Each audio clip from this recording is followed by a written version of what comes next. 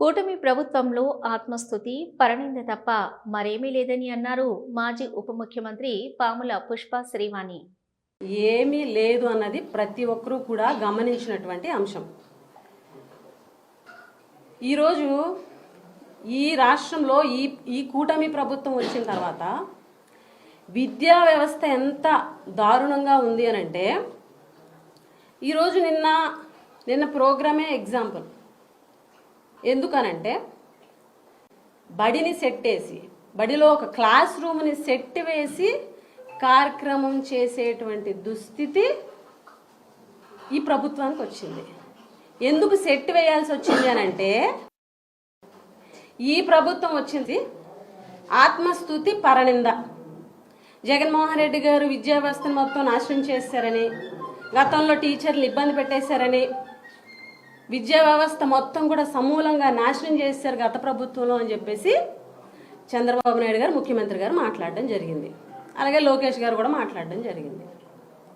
అసలు ఈ రాష్ట్రంలో విద్యా వ్యవస్థలో సమూలమైనటువంటి మార్పులు తీసుకొచ్చి, కొత్త సంస్కరణలు తీసుకొచ్చి, విప్లవాత్మకమైనటువంటి నిర్ణయాలు తీసుకొచ్చి విద్యా వ్యవస్థని దూసుకుపోయేలా చేసింది జగన్మోహన్ రెడ్డి గారి ప్రభుత్వంలో, జగన్మోహన్ రెడ్డి గారు ముఖ్యమంత్రిగా ఉన్నప్పుడు మాత్రమే.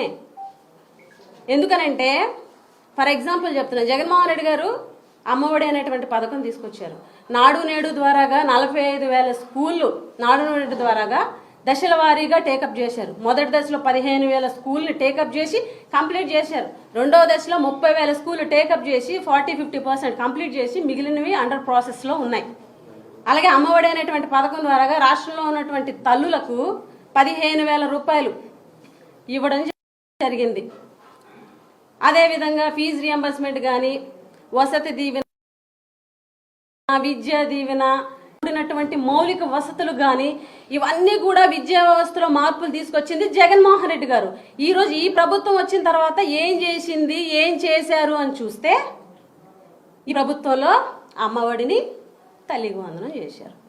జగనన్న విద్యా కానుకని సర్వేపల్లి రాధాకృష్ణ విద్యా కిట్ అని మార్చారు. జగనన్న గోరుముద్దని డొక్కా సీతమ్మ గారి మధ్యాహ్న భోజన పథకం అని చెప్పి పేరు మార్చారు.